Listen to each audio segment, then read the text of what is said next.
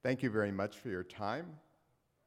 My name is Brett Shepard. I'm Director of Big Data Product Marketing at Splunk, and it's a pleasure to welcome you to Hadoop Summit and to our afternoon session. We have two outstanding speakers, and I think you'll find this to be a very informative session. Zaggy Zelnick is the principal architect at Yahoo Grid Services, and Grid Services at Yahoo supports a myriad of businesses from online properties and advertising systems that support upwards of 800 million customers. My colleague Ledyan Batinka is principal architect at Splunk and is the lead developer for our product named Hunk, Splunk Analytics for Hadoop and NoSQL data stores. We're going to start off with Ledyan, some background about Hunk, and then turn over to Ziggy, who's going to discuss Yahoo's environment, their business cases, and the ways that they use the combination of Hadoop and Hunk. So with that, it's a pleasure to welcome Ledyan.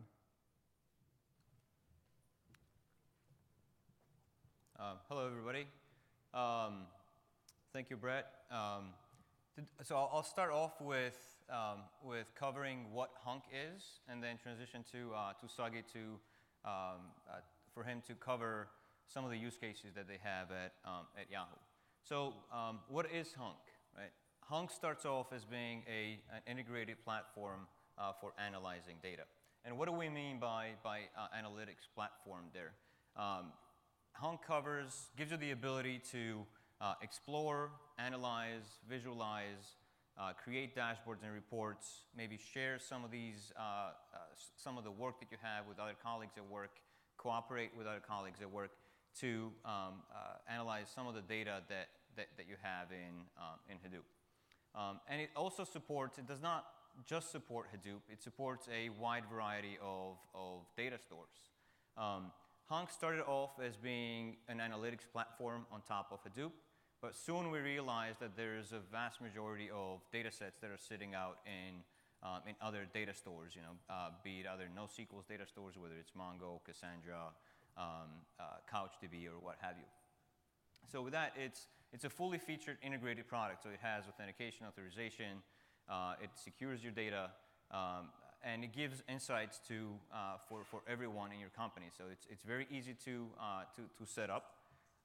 So it starts with very fast deployment of deploying the solution in your environment. Simply point us to your Hadoop deployment, and by that you simply tell us a few things about your name node or some of the masters of your cluster, and off we are to starting to search and visualize some of that data.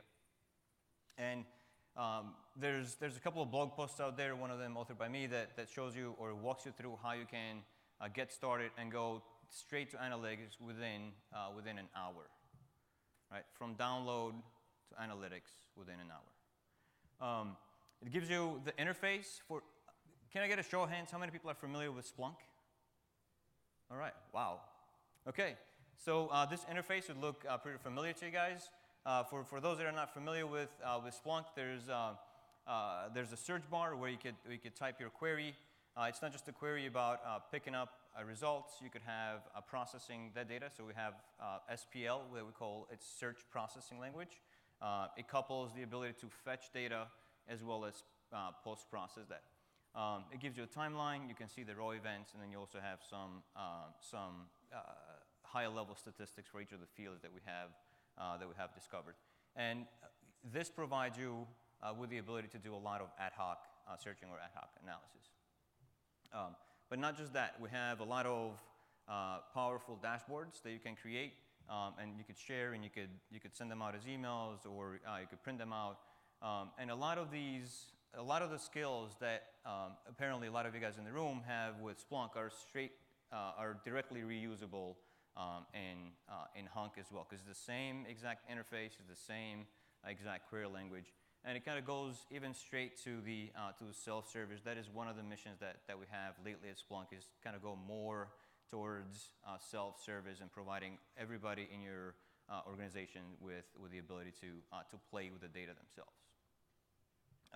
We do support a lot of the Hunk supports a lot of the formats that people use that are pretty common in Hadoop. So straight from text files, sequence files, ORC, RC files, Parquet, all the plain JSON, etc. So we also hook up into Hive as well, into the Hive metastore, and reach out to that data and give you the ability to analyze and visualize the data. And Sagi will show you one example there. As I mentioned earlier, we have the ability to secure the access to the data. We have pass-through authentication in our 6.1 version. So basically, any user that's authenticated to Hunk will be able to carry over those credentials over to their Hadoop, and therefore they're mapped to the right queues and to the right permissions in Hadoop. So you don't have people accessing data they don't have, or seeing data they don't have access to. There's a myriad of analytics that we provide out of the box, but we also have a pretty rich APIs for creating any big data apps in Splunk, whether it's just some tweaks to the visualizations or full data apps that query Splunk. So so Splunk is not an open source solution, but it has a very rich API for interacting with the data that you have in Hadoop or any other data store. So think of it as a layer on top of any data solution that you have out there. And with that, I'll turn it over to Sagi for him to cover how they're using Hunk in their environment. Thank you. Take it over. Hello, my name is Sagi Zelnick. I'm a principal architect with Yahoo. Essentially, in Yahoo, we have been using Hadoop for about 8+ years. We're one of the founders of the platform itself. We've matured over the last 8 years. We've onboarded virtually the entire organization of Yahoo is leveraging Hadoop today. One of the things that we're looking to do and leverage Hunk is to provide a self-service to explore, analyze the data that's already pre-existing in HDFS. Hunk allows you to visually browse very complex data sets and tables, rapid prototyping of new jobs, essentially with instant search results, without having to wait for the entire query or job to finish. It also cuts down the development cycles by having interactive results return much quicker. And it also has out of the box the built-in graphs and charts that allow you for visualizations based on the search results. Here's a little background of Yahoo and where we came from. Back in 2006, we started. We had maybe 1,000 nodes or so, and as you can see over time, we've grown quite a bit in terms of the overall number of servers that we have, the storage, but also the different services that we offer today. So essentially, Yahoo offers Hadoop and the other services as a shared platform across the enterprise. Here's a little bit of an overview. We're currently up to 600 petabytes, which is a little bit over half an exabyte. We have very large clusters that's used across the enterprise, more than 35,000 data nodes. As I mentioned, Hadoop is provided as a service. We have different cluster types and configuration depending on the use case. We offer the different services, HBase, Hive, and Uzi, et cetera. All our users are free to run their jobs, but there's some resource constraints associated with that. And essentially everything is maintained by the grid operations group. We wanted to essentially leverage Hunk and use it to the data that we had pre-existing in HDFS without the need to set up Splunk indexers up front. So we essentially pointed Hunk at the operational data that we had, as well as other metrics that we had available on the grid. This includes HDFS operations, JVM stats, and virtually all the Yarn metrics that are available. We leverage this to create instrumentations to look at usage per job, what is actually being consumed directly. We wanted to analyze our large name node audit logs to understand what's happening internally at the operations of Hadoop down to the name node itself, as well as any other events that we can throw in there, such as custom events for HBase statistics, visualizations, et cetera. Here's some of the, essentially some of the use cases that we wanted to leverage Hunk for, and it's measuring 35,000 data nodes, getting all the metrics from them. We wanted to have insights into the resources and who's using them and track the organic growth. We wanted to understand job performance. At Yahoo, there's about 500,000 jobs every single day for all our clusters. and that also will provide better SLAs for customers who have critical revenue pipelines running on the grid. We also essentially wanted to have the actual job logs for each individual job available to the customers directly. So Hunk offers that ability. And lastly, again, back to the name node, which is one of the critical components of Hadoop as a stack. So I'll dive into some examples. So we looked at the name node performance. So we wanted to understand what the environment looks like before we do an upgrade and what it looks like when we do upgrades, raising the JVM heap, a different version of Hadoop, et cetera. We can search the data directly using Hunk of billions of events from the name node. We also can measure the JVM, memory usage, and performance operations. Here's a real graph that looks at about a week's worth of operations directly from the name node. So we have all the different block operations. And as you can see right around here is when we did the upgrade. The laser pointer is not working. Nope. I'll use this guy. Thank you. So right around here, you can see this is when we did the upgrade. This is looking at a week's worth of data. And as we can see here, there's quite a bit of block operations as soon as the name node is back online. Here's the same view, but looking at a smaller window. So Hunk allows you to drill down and create functions that are relevant to the date. So in this case, we're looking at 2 days. We can see what it looks like prior to the update. And then here's what it looks like afterwards. And we can see all the block reports that are being sent into the name node. And as over time, they subside. This gives us the insights to understand the block reports delay time, how it impacts the name node, and allows us to improve the next generation of the name node itself. Here's a similar example. We're looking at the big picture and the granular details. Again, this is looking at the name node itself, and what we're looking here is the JVM metrics, so we can sort of see what it looks like before we did the upgrade. Here's the downtime, and here's what it looks like in the upgrade afterwards.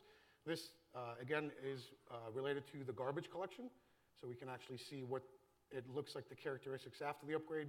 This is also an indicator, since we raised the size of the name node, the memory, we can actually see that it does reach higher threads, but there's also quite a bit of garbage collection that occurs. So this gives us the insights into what's happening into our name node operations directly.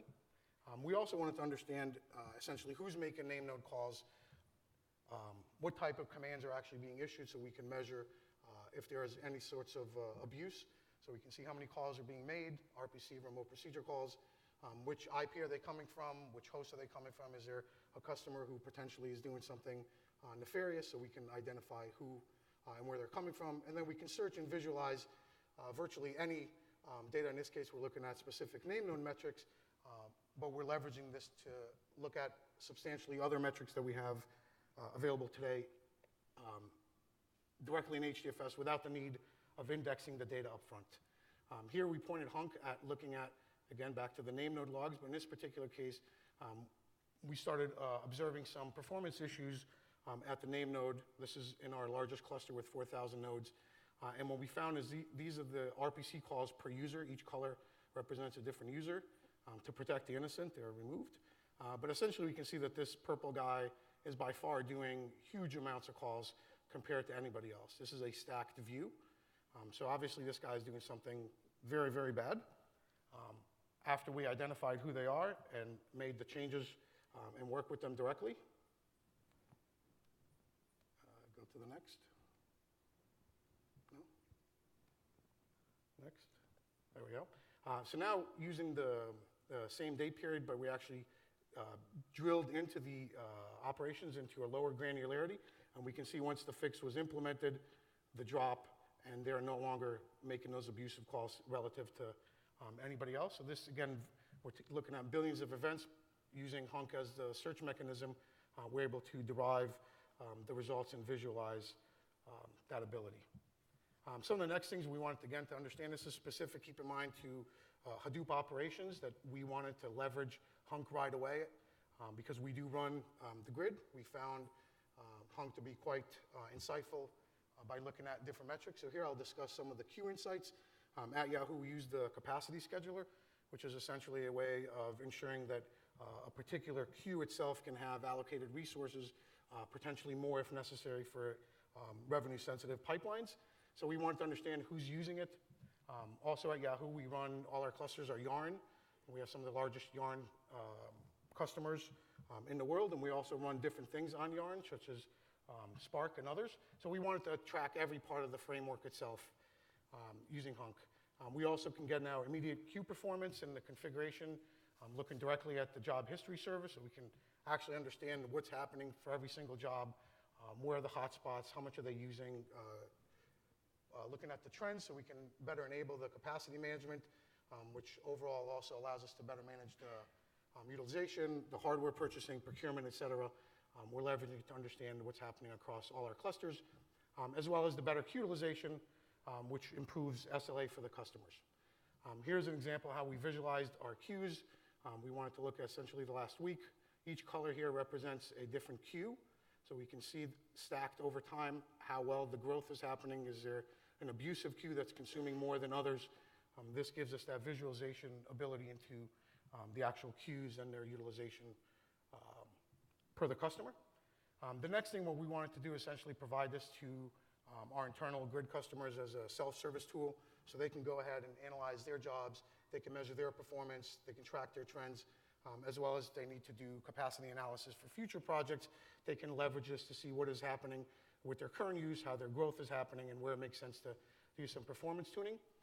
So here we can start analyzing the jobs. We'll leverage it for performance and profiling in depth, which I'll show in a moment, as well as looking at the long-term historical views. How much have you consumed versus what you've been allocated? Do we need to provision you more capacity, et cetera? Here's an example of running a Hunk query to look at the specific jobs that were executed on the grid. This is an example of just a single user. We can see all the different job names here, the runtime of the job, as well as the GB hours. For those of you who are not familiar with Yarn, today everything's measured in memory. So in order to measure how much memory is being allocated, we came up with a formula that we call GB hours, which essentially looks at a specific counter called the map slot seconds and reduce slot seconds. And the formula is quite simple. We just take that total, we time it by 0.5, which is our minimum allocation per container, and divide it by 3,600 to create the hour unit. So here we can actually measure the GB hours, which is a representation of consumption of resources. So we can see the biggest jobs and how long they're running. Once we've provided this to some of their customers, they were able to go ahead and make improvements directly at the job. One of the ways we did that is we, again, looked at the job logs directly that are available on the grid today, directly from the history server in Yarn. And here what we did some searching and looked for the word error and find which containers have specific errors in there to try to understand what is happening at the job down to the task level itself. And here, leveraging Hunk and some of the visualizations, we were able to detect this specific container, which in Yarn is analogous to a task, had more errors, substantially more than any other container. So here, right out of the box, we can visualize where the hotspots are from the errors, making modifications and improvements at the job itself. We're now measuring the GB hours for an individual job and looking at the last 90 days of historical data. We can see their consumption of resources. And then once the job was identified as a hotspot, we profiled it, we made code changes, and when they push it out to production, you can see the big drop in GB hours. So this is quite indicated of the performance improvements by consuming less resources. So not only can we identify the job hotspots, the task level operations, but also measure, once we do make improvements and roll out the fixes, how does that impact the individual job as well as the queue and the cluster as a whole. So it's not just logs that we're looking at. Using Hunk, you can essentially measure event-based data, raw-based data, CSV, any kind of data that exists on the grid. You can point Hunk at it, visualize it, and begin to do charting, graphing, and searching, et cetera. So one of the things I'll go into next is how Hunk allows us to tap directly into Hive, leveraging the metastore for the metadata. We can connect Hunk directly into Hive tables without the need to know the schema definition up front, especially if you have complex tables such as we do with 250 plus fields. It makes for visualizing and understanding the table structure quite difficult, but with Hunk, with the visualization aspect, you can rapidly prototype new types of jobs with almost instant search results in the UI, without having, again, the need to wait for the entire workflow to finish. That cuts down on the development time that's required. The built-in aggregates for the graphs and the charts, as I showed previously, provides this functionality right out of the box, so we don't need to plug in additional tools like Tableau or any kind of charting library. It's all built in. And this also, again, not just for us, but for our grid customers, it does allow them to accelerate and rapidly deploy and develop new tools by having the interactivity with the data almost instantly. Here's an example of tapping directly into a Hive table. In this particular case, we're looking at some data node metrics, but this is essentially what the visualization looks like. So we can look at literally millions or hundreds of millions of records and start visualizing what the fields, the name of the fields, the certain values that are inside. So in this case, we looked at log warns a minute, and we can see for the majority of the time, there's not that many, but there's 10% that essentially have one, and 9% have 2 logs. So this is a way we measure to see the trending of the warns per minute. If it starts rising, maybe there's some name node operations or something happening at the system level. We measure this and we put alerts on here as well. So anytime these kind of operations start to rise, we have the insights to detect and debug what's happening directly. And this is our last slide. So essentially, I'll hand it over to Lillian to discuss. So again, Sagi, thank you for that. I mean, he covered his business at Yahoo is to primarily make sure that the grid works properly and has a certain SLA to provide to their customers. So that's their business, and the use cases that he covered are primarily around the operations, right? But now imagine what Hunk can do for you and for your aspect of the business that you're running in. So to kind of sum up, we have, Hunk is fast to deploy, and one of the key aspects or one of the driving forces for developing Hunk was this idea of fast time to value. We want you to get value out of your data pretty quickly after your data lands in whatever system it is, as the value of data tends to decay with time pretty rapidly. We want to give you the ability to interact with the data, so we have the feature for doing interactive searches and give you the ability to preview. You don't have to wait for your MapReduce jobs to complete. Search also gives us the ability to not have a schema predefined. So you can have a schema, what we call schema on the fly, or schema on a search by search basis. You can change it. You can change the schema that you look at the data on every single search if you so want it. Most of our customers tend to define a schema after the data has landed in their system, so you can basically accept all kinds of data. And that's one of the key benefits of Hadoop and HDFS that can actually accept any type of data. On top of it, we have the full feature set of analytics. There's literally hundreds of aggregates and ways of processing the data in Splunk in Splunk and Hunk is the same search language. And to top that all off, there's also a pretty rich development platform with libraries in JavaScript, Python, or any other SDKs that exist out there in C#, Java, whatever your preferred languages. And with that, we'll open it up to questions. Yeah. How do you move the data from the various logs in HDFS in Hadoop going into HDFS? Does it go via the Splunk system? Okay, so the question is, how does the data actually land in HDFS, and whether that's through Splunk systems? Right now, the data lands in HDFS through any mechanism that you have, whether it's Flume or whatever application, whether maybe Hadoop by itself aggregates the logs, whatever it is. We don't limit or care about that. In our specific example, some of the yarn logs are already in HDFS in the history server. The other ones, we have a custom solution that takes logs from the nodes and ships them off into HDFS. If you can go back to your slide where you show this application for RPC calls. The RPC calls? Yeah, let's see if we can go back. So this actually shows a very interesting point about having these cluster systems, that some of the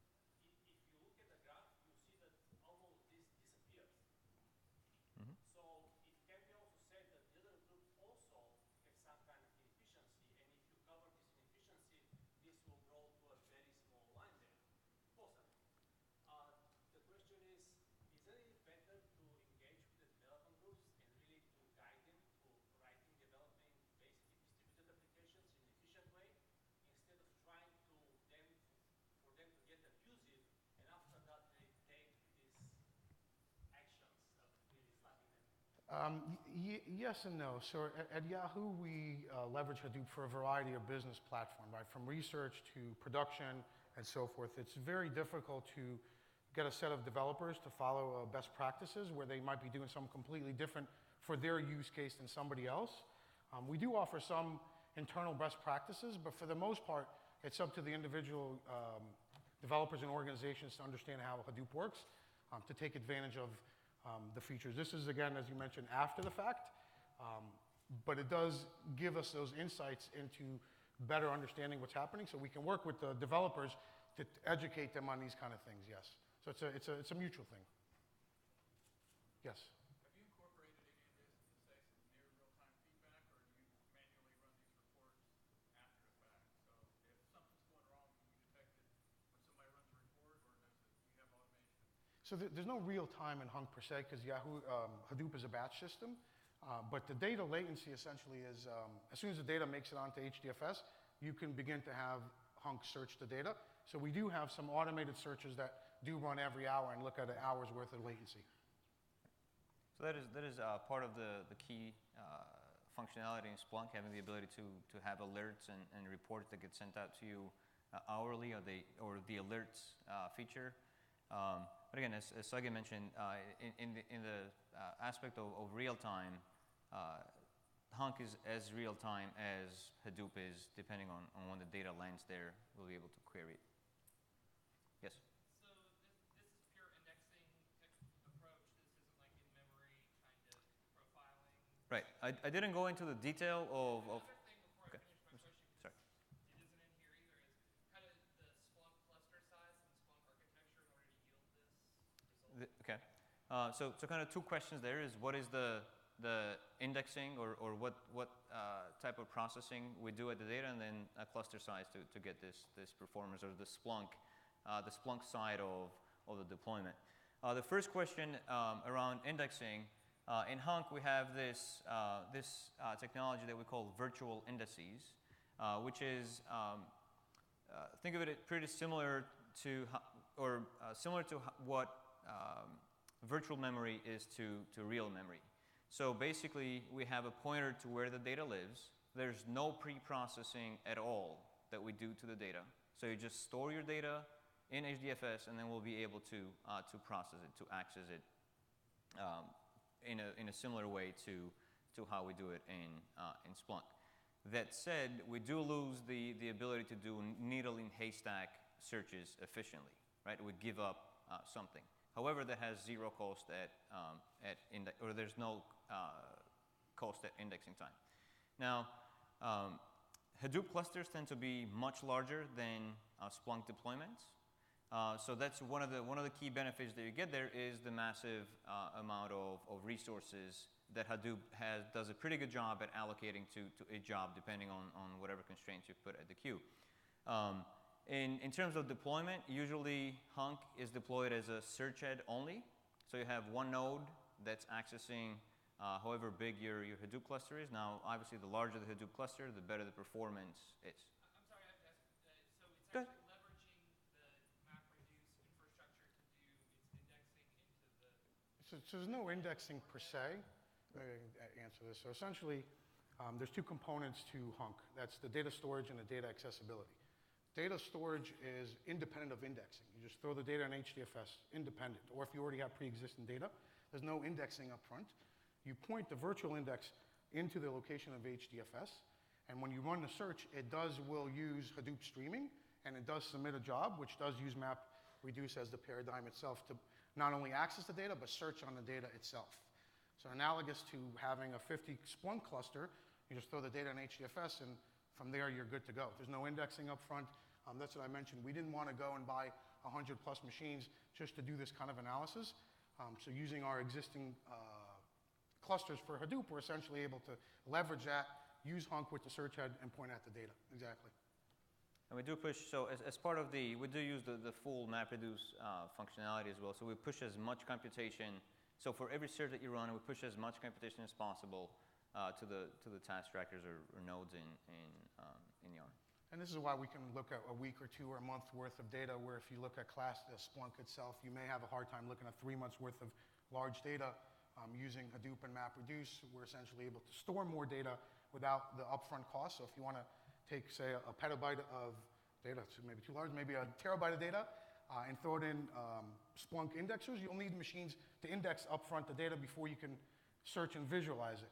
With Hunk and Hadoop, that paradigm has sort of changed. There is no indexing required upfront, no data processing upfront to view the data. Any data that lives on the grid can be viewed. And because Hunk uses Hadoop's MapReduce, it also allows you to not have to worry about the compression types.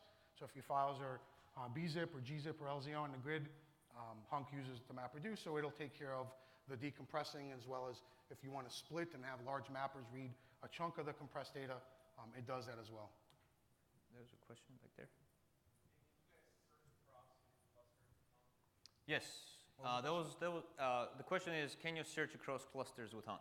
Absolutely. Not only can you search across in a single cluster across different virtual indexes that you have in that cluster, you can search across clusters, across different systems. So you could be accessing an index that is in Splunk indexers, that lives in Splunk indexers. You can access data that lives in Hadoop, as well as, let's say you have a virtual index that lives in Mongo or Cassandra or what have you. You can access and correlate data across all three of them.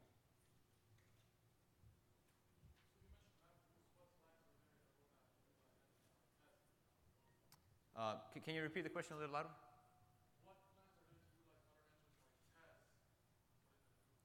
Okay, so the question is, what are the plans or roadmap to support other paradigms like TES? I'm not really comfortable discussing the roadmap at this point, but we could take that offline. Yes.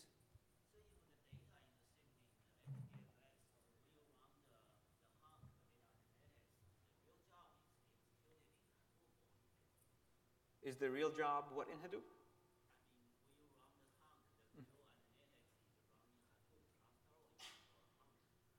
So there is no indexing that happens. All the computation, as I mentioned earlier, all the computation during the search or the massive. So in a Splunk cluster, you have a search head and there are indexers. In Splunk, we also use MapReduce as well.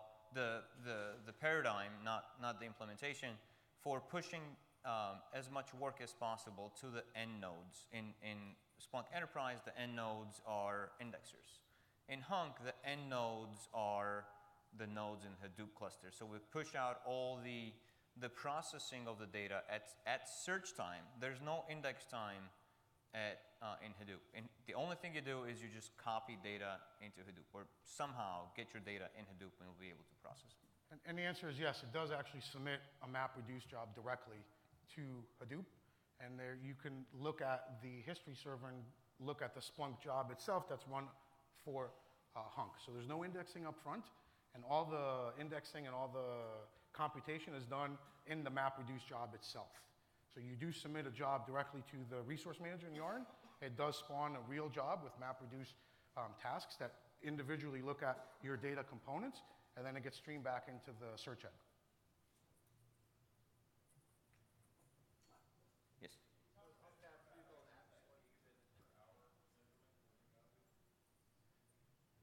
Say that again? Yes. So today in Yarn, if you're familiar a little bit with Yarn, the allocation is all done based on memory. So your capacity and your allocation of resources is based on memory. So we wanted to understand how much resources is a job really consuming in terms of the resources that we can measure.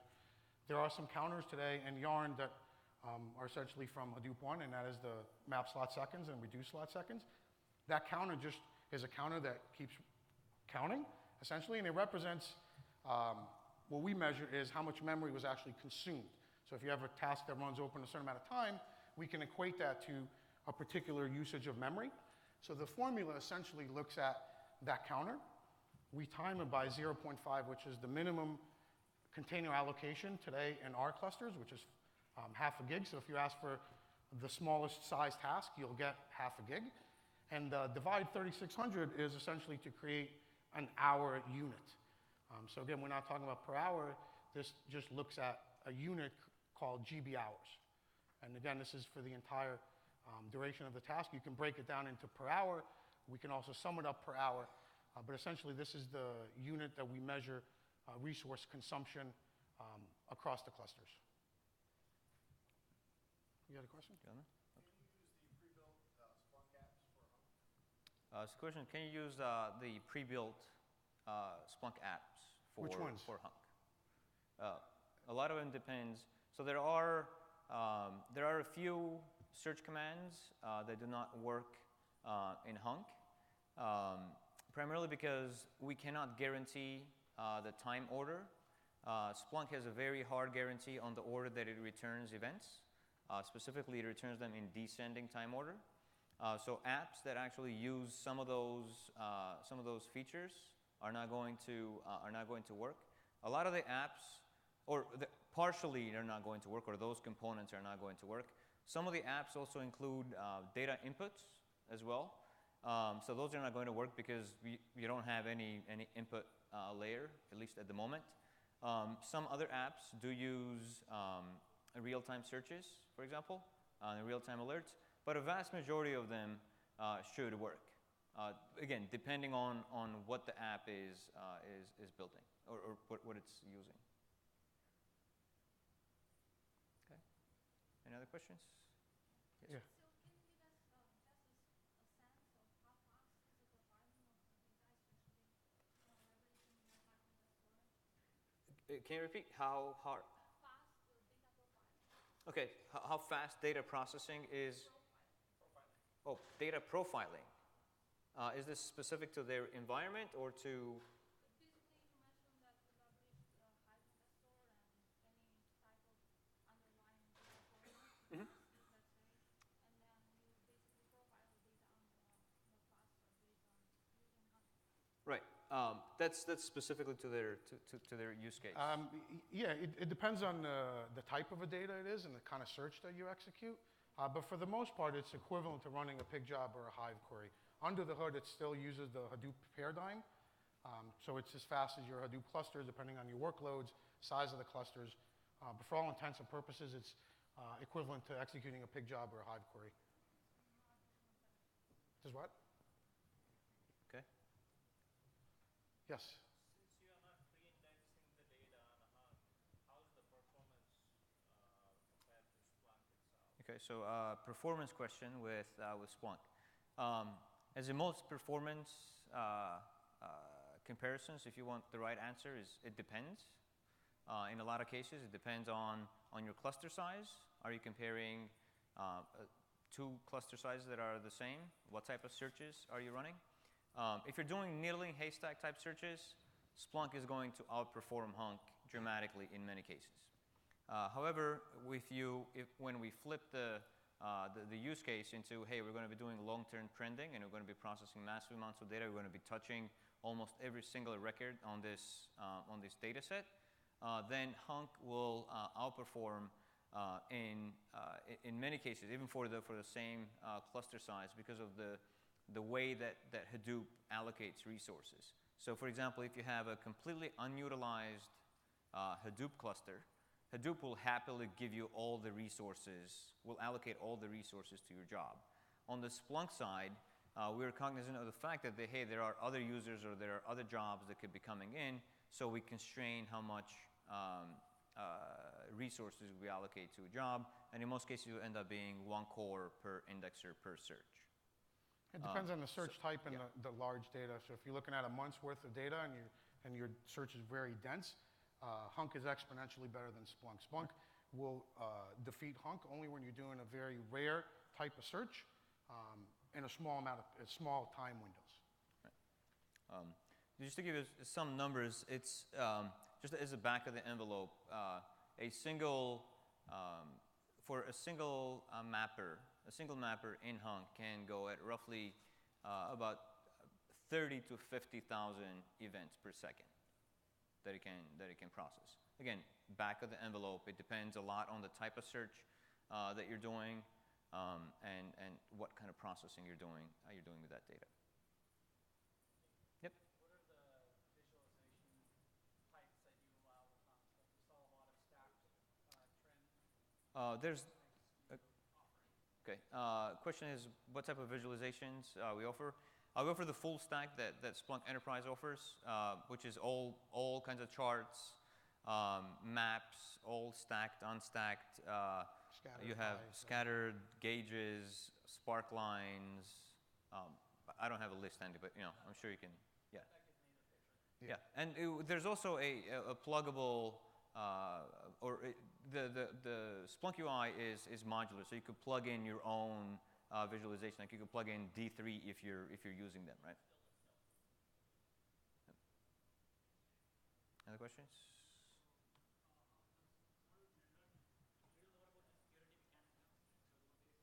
Okay. Okay. So the question is, I think we're running. Are we overtime? Okay. We'll take that offline. All right. Thank you guys. Thanks for your attention. Enjoy the rest of the summit. Thanks.